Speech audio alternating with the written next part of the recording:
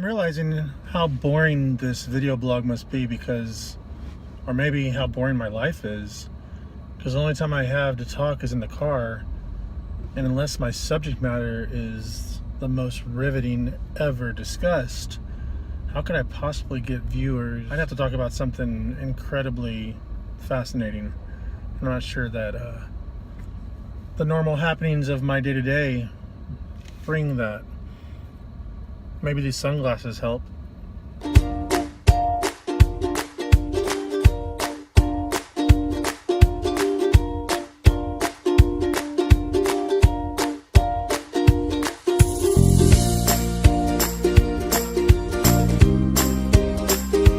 Because I'm in my car, then I'm at work, then I'm in my car, and then I'm at home.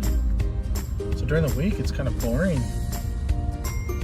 But I want to talk. I want to talk things out, you know? I got some decisions to make, and I need to talk to somebody.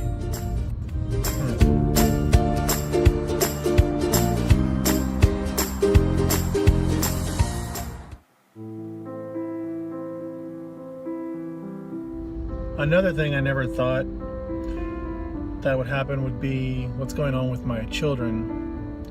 And I have 4 kids. Of course, we lost our daughter, but I have 4 living children. My oldest, who lives in Colorado, and then of course the 3 that live with my wife and I. And it's an interesting dynamic between my oldest and my youngest. My oldest son doesn't really talk to me.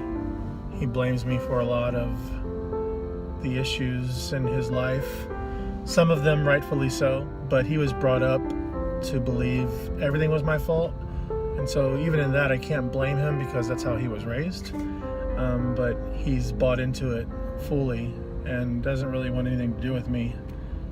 I don't have the relationship that I want. I want to have a relationship with him. I want to see him. I want to talk to him. Between his own mentality of who I am and what I did to him and the distance between us, it's been almost impossible to be in his life. And it's not because I haven't tried. Now, he would argue differently, but there's been nothing more on my mind each day than having a relationship with him. So I listen to my oldest, and so many words tell me that I'm not important, or I don't matter, or I'm never there, or I'm a bad father, or he doesn't need me in his life. And then, as I drive home right now, I know in about 20 minutes there's going to be a little 7-year-old boy running around the corner, wrapping his arms around me, telling me that I'm a superhero, I'm his best friend. It's an interesting difference because when I was younger, I made some bad mistakes, several mistakes that may have caused that relationship to fall apart, that ended up with my son moving. My youngest son thinks I'm a hero, literally, while my oldest son doesn't hate me, but it's on the complete opposite end of things. And I never thought I would have that type of relationship. Same kids, I love them all the same, but how they feel about me is so different. But here's what I am a little bit sick of. I'm not sure if you guys watch This Is Us. By the way, great show, great writing, heavy subjects, a lot of drama. Probably one of the only shows that can make you feel like you're on the verge of tears every episode. Some can get you with a finale or a premiere, but This Is Us has found a way to kind of focus and zoom in on everyday life issues, make it make sense and relatable.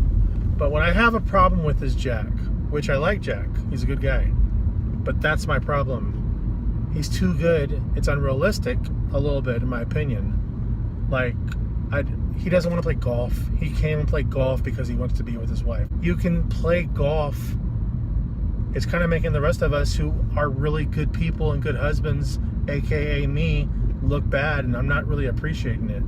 For example, in one episode, his wife, pregnant with triplets, requests ice cream, and within seconds, he's out the door to go get the ice cream. Admirable, selfless, good move, Jack, nice job. 2 nights later, in real life, guess whose wife is saying, so you remember on This Is Us how she just said she wanted ice cream? So if I said Orange Julius, what would you do? I don't need that kind of pressure, Jack. I'll get my wife Orange Julius without you and your terrible towel.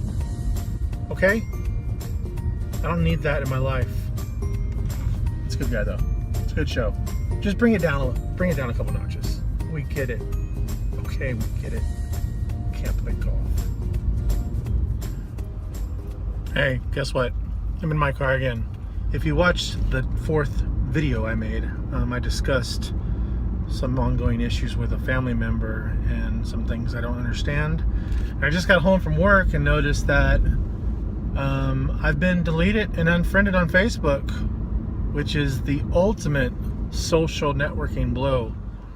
I don't understand life and how fragile it is, yet what we do to one another.